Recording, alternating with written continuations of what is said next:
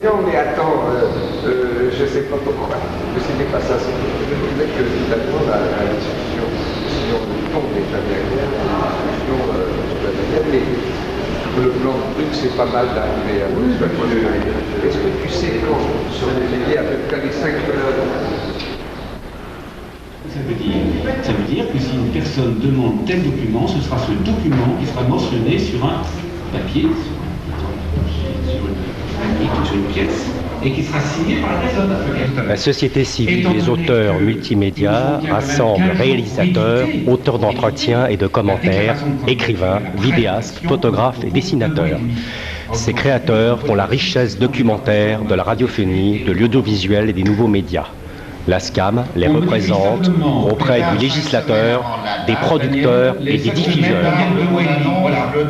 Elle discute, collecte et répartit leurs droits patrimoniaux, affirme leurs droits moraux et négocie leurs intérêts futurs. Vous votez là-dessus, s'il vous plaît. Alors, c'est l'article 27 bis. Moi j'ai autre chose à dire. Vous êtes monsieur Pierre Grascotti, je vous donne mon nom. D'accord, attendez, on va vous donner. Attendez, on va vous donner un micro. Ouais, bonjour, Pierre Merachkowski, des films du crime et du châtiment, télévision Devenir, et je suis filmé actuellement par Zaria Télévision qui soutient mon action. Voilà, alors nous on pense à l'issue d'une table ronde qui a été organisée par le tiers secteur audiovisuel. Nous avons proposé le texte suivant que je vais vous lire, qui est très court. Voilà, et je prends la parole un petit peu de force parce que déjà je trouve que c'est un peu étonnant que certaines personnes aient une voix pour voter, d'autres 25 voix et d'autres 100 voix. Donc, camarade royaliste, bonjour. Camarade Philippard, bonjour, parce que je pensais que dans votre littérature, vous prenez la démocratie, le lien social et tout cela, et je trouve ça étonnant qu'on soit dans un système censitaire de vote. Donc voilà, alors face à cette injustice de gens bien pensants, le tiers secteur propose, décide que les auteurs dispensent le tiers secteur audiovisuel du paiement de la taxe perçue par toutes les sociétés d'auteurs, SACEM, SCAM, SACD. Nous, les auteurs, nous dispensons les diffuseurs de payer cette taxe. Les 5 auteurs de la table ronde, organisée à l'association des premiers états généraux du tiers secteur audiovisuel, exigent que les sociétés d'auteurs, SACEM, SCAM et SACD, versent un revenu minimum garanti et à vie à tous les auteurs. Cette qualité d'auteur s'obtient par un système de cooptation auprès d'autres auteurs, d'associations, de personnes morales ou d'individus. Voilà. Merci beaucoup. Merci beaucoup. Alors, on va peut-être revenir au sujet, s'il vous plaît. Oui, on va revenir au sujet d'aujourd'hui. Simplement, ce que j'indique, ce que vous proposez, peut faire l'objet d'une modification statutaire, hein, ce n'est pas du tout impossible. Simplement, il faut que vous réunissiez sur un texte un quart des associés de la SCAM. Ça, ouais, mais comme j'ai pas accès au bulletin, je sais pas comment je pourrais... Accès au bulletin, j'ai même pas accès aux fichiers tous les associés, je vois pas comment je peux réunir un quart des... Si vous avez accès à Internet, vous avez l'ensemble des associés de la SCAM. Hein. Oui, mais j'ai pas l'argent pour vous envoyer. Mais ça, je vous indique comment ça peut se passer. Vous réclamez une modification statutaire, elle peut avoir lieu à la demande d'un quart des associés. Ouais. Voilà. Mais c'est pas, mais c'est pas le sujet d'aujourd'hui. Oui, bah, c'est quand même le sujet d'aujourd'hui, parce que moi je vois pas pourquoi c'est vous le conseil d'administration qui décidez de l'ordre du jour. Moi déjà on m'a donné 25 voix. Je sais pas pourquoi on m'a donné 25 voix, j'ai jamais demandé à avoir 25 voix. Bon, maintenant c'est votre problème. Moi je préférais n'avoir qu'une voix. Moi j'ai absolument pas été consulté sur ce système démocratique des gens qu'on 100 voix, 25 voix, une voix. Je trouve ça inique que Vivendi soit comme ça. Vous êtes soi-disant de gauche, vous êtes soi-disant contre le Front National, vous êtes soi-disant pour la démocratie, que vous faites un système comme ça, je trouve ça assez délirant. Les statuts de l'association. Monsieur, je voudrais... Oui, mais on ne peut pas les modifier, j'ai pas accès à la caisse, j'ai pas accès au timbre, j'ai accès à rien du tout dans Monsieur, votre je machin. voudrais vous dire une seule chose, très simplement, c'est qu'une société, c'est l'accord des auteurs entre eux. Et que cette société a été faite par les auteurs, ce sont les auteurs eux-mêmes qui ont considéré que dans la profession, il y avait des degrés, il y avait une hiérarchie. Ce n'est pas le sens du Philippard, comme vous l'avez dit, loin de là. C'est qu'on ne peut pas comparer ce qui n'est pas comparable avec un jeune auteur qui vient de faire 15 minutes diffusées sur le micro-trottoir, avec un auteur qui a apporté déjà tout l'ensemble de son œuvre considérable et qui a fait, de ce fait, qui a participé, je dirais, au développement de cette société. Voilà. Le 25, 50 ou 100 est ridicule en ce qui concerne le nombre de voix par rapport à la réalité économique des auteurs entre eux. Et justement, les auteurs n'ont pas souhaité justement qu'il y ait un vote censitaire, comme vous dites. Parce que si c'était le cas, c'est le cas dans d'autres sociétés, ce serait extrêmement différent. Ce serait extrêmement différent. C'est les deux. Alors, cela dit, si un jour, le conseil d'administration d'ailleurs pourra étudier la question que vous posez, considère qu'il faut qu'un sociétaire, qu'il soit sociétaire, stagiaire, adhérent, égale une voix, c'est un sujet de discussion, pourquoi pas. Pour l'instant, le contrat que vous avez signé un contrat avec nous. Et si ce contrat ne vous va pas, vous pouvez très bien le rompre. C'est quoi la rupture du contrat? C'est la démission, on est dans une situation légale. Vous pouvez très bien, monsieur, vous pouvez très bien vous retirer. Mais c'est pas la peine de faire des parenthèses dans la démocratie. Si vous dites que c'est pas content, cassez-vous. Ah oui, c'est ce qu'ils me disent. Mais la question n'est pas là, monsieur. Je veux dire que quand on n'est pas d'accord avec ses pairs, eh bien, on fait autre chose. Je veux dire, faut pas. On est dans un pays très libéral et très libre. La liberté d'association, la liberté de création de société, c'est la liberté des partis. Vous comprenez ce que je veux dire? Alors, on a entendu votre message, on a entendu une partie, en tout cas, si je puis dire, c'est la notion en effet de voix. Moi, personnellement, vous savez, je ne suis pas opposé à l'idée d'un auteur égal une voix, personnellement, mais ce n'est pas nous qui faisons les choses. On en discutera, pourquoi pas, je pense que le président peut très bien dire, on pourra évoquer cette question, plusieurs considérations, et l'étudier. Pour l'instant, en tout cas, ce n'est pas l'esprit de ceux qui ont fondé la société et de ceux qui l'ont gérée depuis 20 ans. Vous voyez ce que je veux dire? Bon, mais cela dit, on peut étudier la question. Bon, c'est pas l'heure du jour aujourd'hui. Alors, si vous voulez bien, on va revenir à l'heure du jour, et cette heure du jour est donc composée de deux parties, comme je le disais. Vous avez la commission spéciale, c'est l'article 27 bis que nous vous avons adressé, et vous avez après, à l'article 27 ter, le droit d'accès sur place. Ce sont deux choses différentes. En ce qui concerne la commission spéciale, qui est prévue par donc un décret R 326.3, nous vous proposons qu'il soit composé de 6 auteurs. Le décret disait, je crois, 4 ou moins 5, merci. On propose 6. On vous propose une durée de 2 ans renouvelable une fois, parmi, bien sûr, et ça c'est la loi, parmi les sociétaires qui ne tiendra pas de mandat social, on ne peut pas cumuler évidemment 2 choses. Moi, je suis d'accord pour ce statut, pour cette modification, dans la mesure où on veut retirer cet article. Et je dis à tous les auteurs ici présents qui ont très bien compris ce qui se passe, qu'il faut retirer cet article. En fait, ce passage, il n'est pas normal que dans une commission qui statue entre deux parties, une des 2 parties soit présente. Ça me paraît... Il ne s'agit pas de ça. Tu ne comprends pas. Il ne s'agit pas de ça. Je m'en fous, on peut retirer ça personnellement, je n'y tiens pas. Je vous propose ceci. Non pas de mettre le président du conseil d'administration et délégué général assiste aux séances, parce que c'est ça vous faites. Je vous propose ceci, à la demande de la commission. Le président du conseil d'administration et le délégué général peuvent être entendus aux séances de la commission. Ça répond à ce que vient de dire Michel, ça répond parce que c'est indifférent qu'on puisse quand même s'exprimer, parce que sinon c'est un peu idiot, parce qu'il n'y aura pas de dialogue, et ce sera donc au sein du conseil d'administration qui après une réunion, et comme ça on reste un peu dans l'esprit que vous souhaitez. Entre nous, soit dit, c'est ça qu'on souhaitait mettre, nous. Assister, c'était pas influer, c'est de dire voilà ce qui s'est passé. Alors, qui est pour l'adoption de ce nouvel article 27 bis?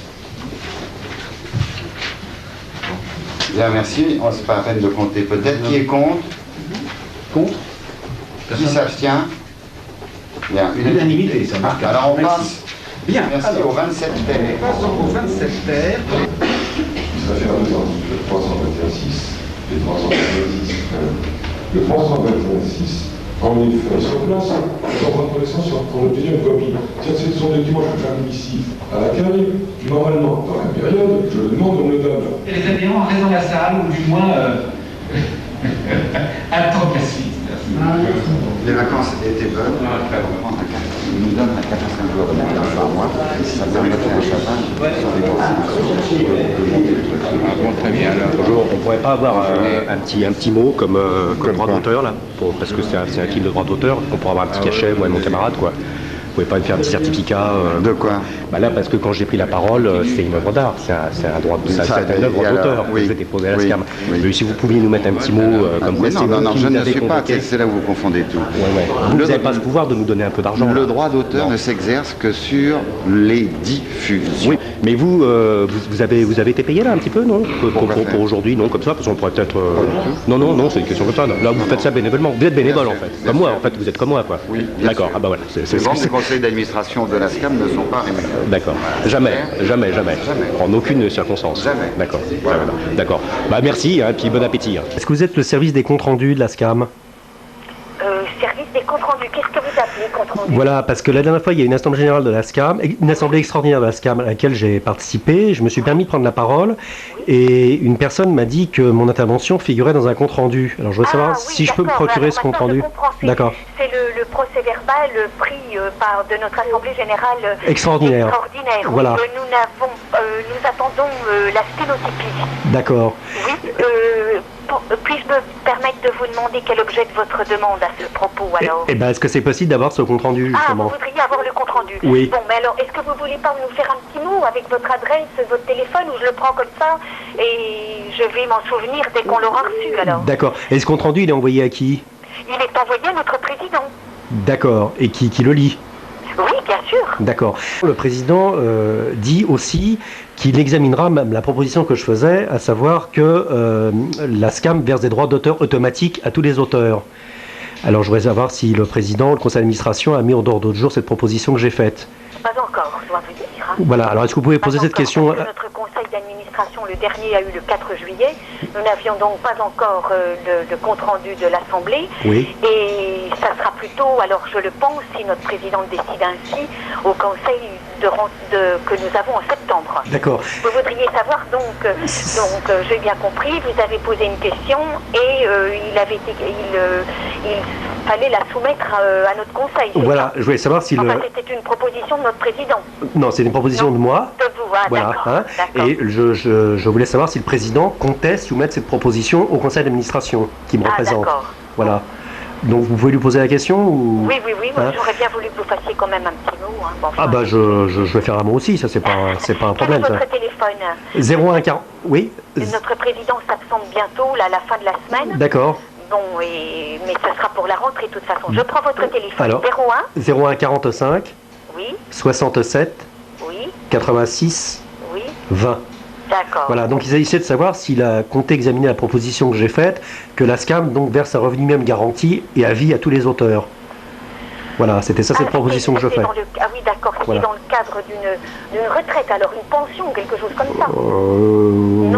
Non, c'était un revenu minimum garanti, voilà, que tous les auteurs touchent de l'argent automatiquement de la SCAM. C'est cette proposition.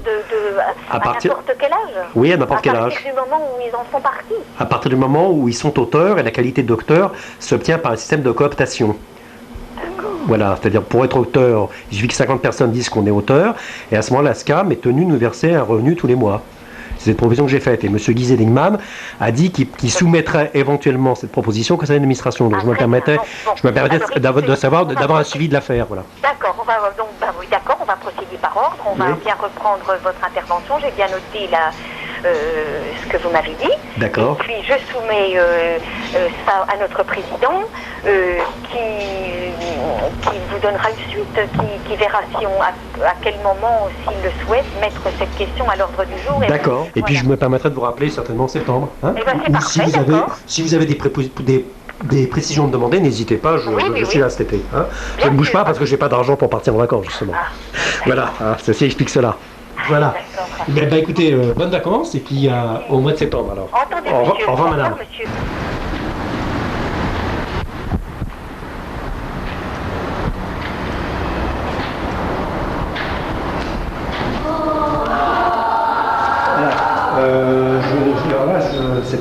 C'est un cinétract qui est fait contre les films du crime et du châtiment, parce que la SCAM m'a écrit, M. Laurent Duvillier m'a envoyé un courrier, donc par huissier chez moi. Donc voici le texte, je vous prie de l'écouter si vous voulez. Monsieur, à la demande de notre président, M. Guizet-Dingman, nous faisons suite au fax que nous avons reçu de votre part ce jour, 11 juillet 2001, par lequel vous nous informez de votre intention de diffuser sur la chaîne associative nationale Zaléa Télévision votre intervention au cours de notre Assemblée Générale extraordinaire du 28 juin dernier, ainsi que des extraits de celle des dirigeants de la SCAM.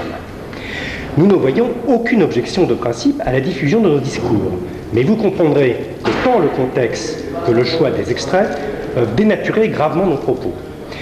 Nous vous demandons, en conséquence, de ne pas procéder à cette diffusion, dont nous ne connaissons pas la nature exacte, son vidéo-transcription, sauf à ce que nous ayons eu la possibilité de visionner le cinétract que vous avez réalisé. Nous pourrons ainsi apprécier si le sens de nos allocutions y est fidèlement restitué. Nous sommes dans l'attente de l'enregistrement en cause et vous prions d'agréer, monsieur, l'expression de nos sentiments distingués. Signé Laurent Duvillier, D-U-V-I-2-L-I-E-R. Voilà. Donc, c'est donc ce cinétract qui me met moi personnellement en cause, qui est destiné, alors comme je suis mise en cause, je vais effectivement réagir en direct. Hein. Alors effectivement... moi je suis que standardiste, donc je suis pas du tout au courant de votre problème. Ah oui. Mais ça vous ennuie, parce qu'en fait j'aurais mieux vu que je prenne votre place, parce que comme je suis mis en cause par la SCAM, ça serait normal, puisque la SCAM m'attaque, que je puisse répondre... Oui, mais moi je peux pas vous renseigner du tout. D'accord, et je peux pas aller derrière le bureau là, parce que ça me permettrait de... Vous voyez, comme ça je pourrais faire un système de jugement. Si vous voulez, je vous appelle la secrétaire du monsieur. Oui, si vous voulez, si vous voulez. Mais là, vous pouvez pas rester là parce que c'est le standard. Ah, mais je peux répondre. Oui, je sais, mais je veux dire, c'est pas pratique parce que... Oui, non, mais je peux pas répondre. Donc, monsieur Merechkowski, donc vous avez filmé une assemblée générale extraordinaire. Est-ce que c'est normal que vous preniez les gens sans leur accord?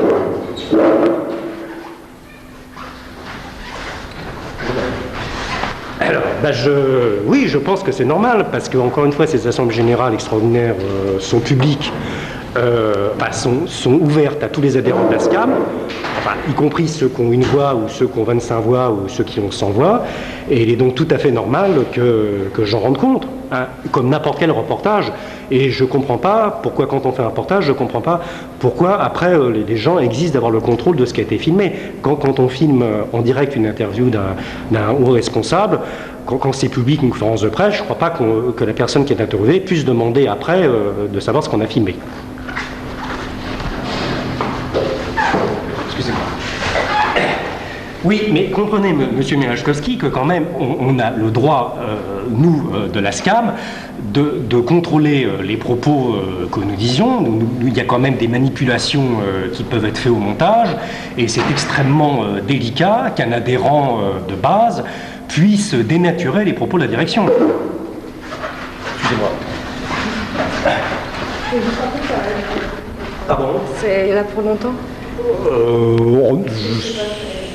Oui, ça vous dérange ? Non, il y a des auteurs qui arrivent et tout, on leur prend leur dépôt, donc c'est pas... Ah oui. C'est pas très... Bon. D'accord. Bon, on va essayer d'abréger. Là. Voilà. Bien, merci de rien, madame.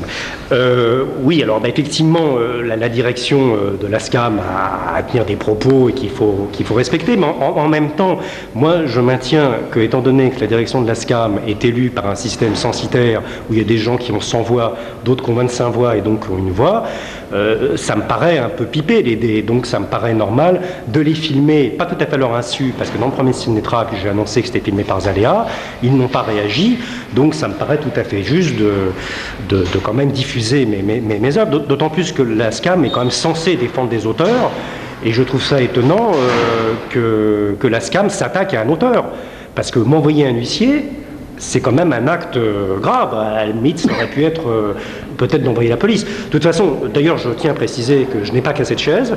Hein, je ne casserai pas de chaise, ça c'est un truc qui est clair.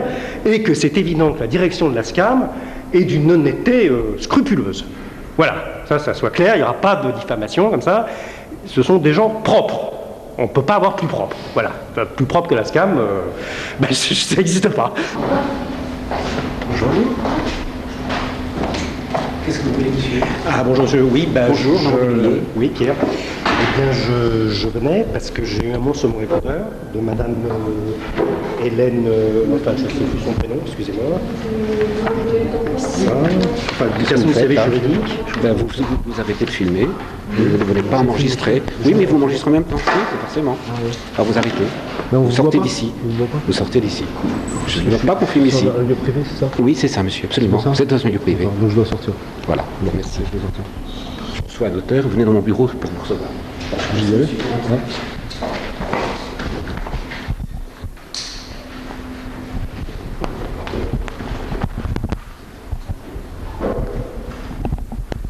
Bon voilà, je me suis fait lourder par le délégué général, je crois que c'est le monsieur qui a envoyé le huissier chez Mérège. Il m'a lourdé parce qu'on est chez lui. Ici c'est la SCAM.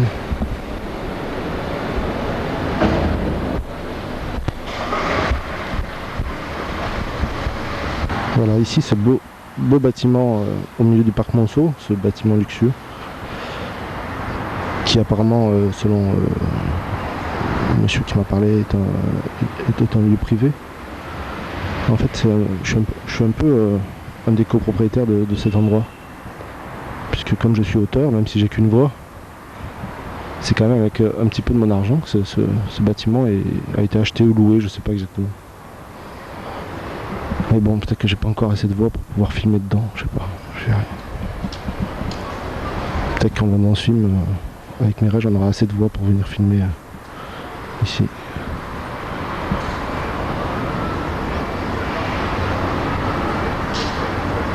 Je lui ai dit, de toute façon, vous serez au courant des diffusions de ces différents cinétracts, vous serez invité, et voilà. Alors il m'a dit, mais non, on va pas porter plainte, je vois bien qui vous êtes, enfin de l'air de me dire, vous êtes un auteur, vous êtes de la famille, voilà, c'est un petit peu maintenant, j'ai le sentiment qu'après l'huissier, on est passé dans un autre système, qui serait de dire que je suis un auteur, d'ailleurs il m'a dit, vous avez 25 voix, donc vous êtes quand même un auteur, reconnu, enfin, voilà, en me disant, pourquoi vous vous présentez pas aux administrations? Voilà. Et maintenant, après l'huissier, c'est pourquoi vous n'intégrez pas la maison. Bon. Moi, j'en viens là, je crois que l'avoir déjà dit, je préfère faire des films, ça c'est clair. Je préfère faire des films que d'intégrer des conseils d'administration. Donc, non, j'intégrerai rien du tout. Voilà. SCAM, Monsieur Laurent Duvillier, délégué. Paris, 31 juillet 2001. Les films du crime et du châtiment, Pierre Merejkovski. Monsieur, suite à notre conversation, j'ai le plaisir de vous adresser la copie VHS du cinétract que j'ai réalisé à l'occasion de la dernière assemblée générale extraordinaire de la SCAM. Je vous confirme que ce cinétract a été diffusé par la chaîne nationale associative Aléa Télévision dans le cadre de l'émission Notre Parole. Je tiens à préciser que je n'ai jamais eu l'intention de dénaturer vos propos, ni ceux du président M. Guy Zieligmann. Il s'agissait pour moi de réfuter, peut-être d'une façon maladroite, le cadre d'une légalité que je conteste. Cette légalité, à mes yeux, ne favorise pas l'expression d'une minorité, voire de l'individu. Aussi, je me permis dans cet esprit de vous demander de m'accorder un entretien. Monsieur Merejkovski, vous ne pouvez pas me demander de vous dire oui sur tout. Il y a un président, il y a un secrétaire de communication et un conseil. Donc c'est parce moi, que personnellement, il n'y a pas de raison de ne pas... Si vous louez la salle 500 francs, je ne vois pas pourquoi vous pouvez la refuser. Hein? Alors comment voulez-vous que je fasse? C'est pas propre à la SCAM. Non, mais d'accord, mais je comprends très bien ce que vous dites. Mais moi, je vais vous dire d'abord, attendez, rien n'est verrouillé si les choses sont quand même censées. Si c'est pas censé, on ne peut pas le faire. Et je vais vous répondre maintenant sur le fond. Si vous nous aviez proposé, écoutez, votre barème de répartition de télévision. Aujourd'hui, vous parlez de émissions très élaborées, moins élaborées, un peu élaborées. Tout ça ne veut rien dire. Moi, je suis un créateur, c'est Merejkovski, ça ne veut rien dire. Moi, j'ai une proposition à faire de barème. J'aimerais participer, s'il y a un groupe de travail avec sur le barème. Moi, je vais vous dire, on aurait dit oui, parce qu'on ne peut pas dire non. Parce que ça, parce que ça, c'est la règle de répartition sur laquelle il peut y avoir une contestation et une inadéquation dans laquelle un auteur doit s'exprimer. En tout cas, on aurait pu au moins vous additionner. Bon. En revanche, quand vous nous dites en assemblée générale, je vous dis, on peut être très bien suivi sur le conseil, écoutez, il n'y a pas de sujet. Bon, alors vous dites, qu'est-ce qui se passe? Vraiment, il n'y a pas de possibilité de s'exprimer dans cette maison. Et donc, est-ce vraiment ma maison? Oui, parce que je ne peux même pas m'exprimer. C'est pour ça que j'ai pris la parole. J'ai compris. Bon, compris. Pas tout à fait idiot, j'ai compris. Mais je vous réponds, attendez, vous voulez quoi? Vous dites, c'est une idée qui a eu son relan d'intérêt à un moment, je vais vous dire, pendant les lois nazies. Ce qui fait rêver. La mutualisation du droit fait partie des lois nazies. Hein, c'est intéressant à savoir. Et bien, c'est-à-dire que les lois socialistes, national-socialistes, droit d'auteur nazi très très intéressant à connaître, a prévu que l'auteur doit être salarié et doit être rémunéré en fonction de son statut. Et que la richesse du pays doit être partagée d'une manière mutuelle et non pas en fonction de la fortune de son œuvre ou en fonction de la qualité de son créateur, si vous voulez. Parce que l'idée, c'était que la propriété de l'œuvre n'appartienne pas à la personne, mais à l'État. Ah, c'était ça l'idée. Bon, cela dit, les soviétiques ont fait pareil. Hein, donc c'est le totalitarisme, le système totalitarisme. Bon, alors vous, c'était pas tout à fait ça. Vous disiez quoi? Vous disiez, écoutez, c'est pas compliqué. Quand il y a 100 francs, il ne faut pas donner 10 francs à celui qui a été 10 fois plus exploité et l'autre à 1 franc qui est 10 fois moins exploité. Il faut des 10 francs à chacun. Voilà ce que vous dites. Alors moi, je vais vous dire, c'est contraire en soi. C'est plutôt généreux comme idée. C'est une idée généreuse que vous avez. Mais c'est une idée, je dirais, très généreuse même. Mais c'est contraire à la législation sur le droit d'auteur. Depuis son origine, et évidemment, confirmé aujourd'hui, qui dit quoi? Qui dit que l'auteur doit avoir une rémunération proportionnelle à l'exploitation de son œuvre. C'est le principe numéro 1 de notre droit. C'est le législateur qui a décidé ça. C'est le législateur de... Comment je fais? Parce que vous avez dit que vous présenter aux élections. Attendez, moi je ne peux pas vous dire comment vous faites. Je vous dis ce qui est. Bon. Et à partir du moment où vous avez des règles d'ordre public qui indiquent que voilà comment fonctionne notre système de propriété, car le droit d'auteur est un système de propriété. Ça s'appelle d'ailleurs la propriété littéraire et artistique. Système de propriété. Et que cette propriété s'exerce de cette manière, bah vous savez, je veux dire, il y a deux choses l'une. Soit vous faites changer la loi, et dans ce cas-là, c'est du lobbying sur les parlementaires, sénateurs. Ça peut arriver, ça peut les bouger. Il n'y a pas longtemps, une loi est arrivée, personne n'y a rien compris, et c'est arrivé très vite. Ça peut arriver. Soit on fait la révolution en termes politiques, mais il n'y a pas d'autre solution. Et la question reste posée. Effectivement, c'est pas parce que vous donnerez la parole, même entre guillemets légalement, à une minorité, que la parole existe de facto. Alors ça, vous me dites, effectivement, je sais pas de quoi faire. Moi non plus, d'ailleurs. Non, je ne vous dis pas je sais pas quoi faire. Je dis, hélas, le fonctionnement de notre société, pas de la SCAM seulement, mais l'ensemble des institutions, marche par ce qu'on appelle le système de la démocratie, c'est-à-dire le système d'une majorité qu'on peut contester, dans laquelle on ne se trouve pas représenté, bien entendu. Bien entendu, hélas, ça peut être le cas de certains d'entre nous, si vous voulez, mais c'est pas propre à la SCAM, c'est propre à la vie sociale dans laquelle nous sommes. Alors hélas, c'est le système, je crois, le moins mauvais qu'il soit. C'est pas le meilleur, mais je crois que c'est le Churchill qui l'a dit. Mais qu'est-ce qu'on peut faire? Moi, je suis depuis longtemps, je pense qu'il faut refaire la révolution, mais on a vu ce qu'a apporté les révolutions. C'est pas forcément le bonheur. On peut pas faire le bonheur des gens malgré eux, vous savez. Moi, je vais vous dire. On peut pas. Il faut que ce soit une volonté de chacun d'entre nous.